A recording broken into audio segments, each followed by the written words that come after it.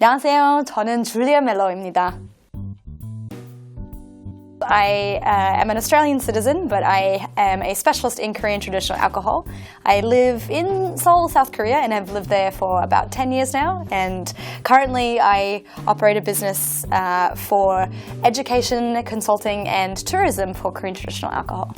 Actually, my foundation of interest in alcohol was in wine. I grew up actually tasting a lot of different wines and I really enjoyed it. But moving to Korea first time 10 years ago, wine was quite expensive to enjoy. So I stopped drinking as much wine and started to look at Korean traditional alcohol.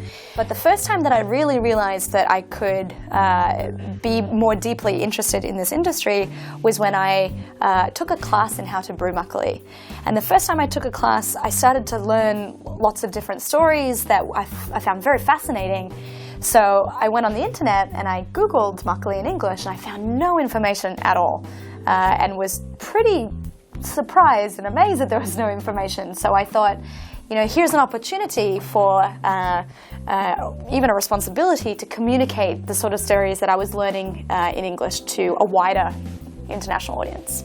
I think it's extremely important to focus on education of a wider consumer base.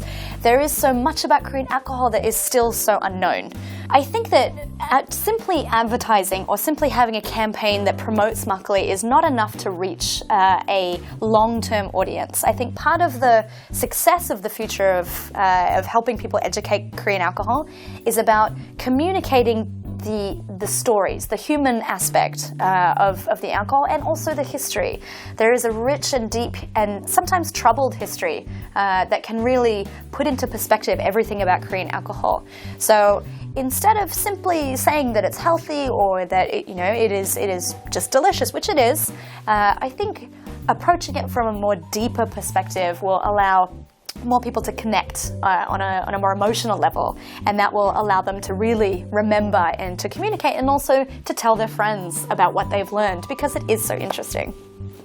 So part of the focus of, actually a large part of the focus of my organization is about basically educating a wider audience about the brewing process. So currently we do courses at our academy in Korea. So we teach people how to brew at home. Once you learn how to brew at home, it's a very different experience, and then you have a deeper understanding of Korean alcohol. We also do tours, we do brewery tours and tasting tours for tourists that come to Korea to basically help them navigate the world of Korean alcohol, because there's barriers like language, but even not just language, knowing what to order can be quite difficult. But also we work closely with the Makgeolli Association in Korea, and we do festivals, and we always participate with whatever is going on domestically in Korea. We are working to be the English representative of information about Korean traditional alcohol, both in Korea and also internationally. So I think that my vision for the future is to basically bring Korean traditional alcohol to a wider audience in terms of education, but particularly in terms of brewing.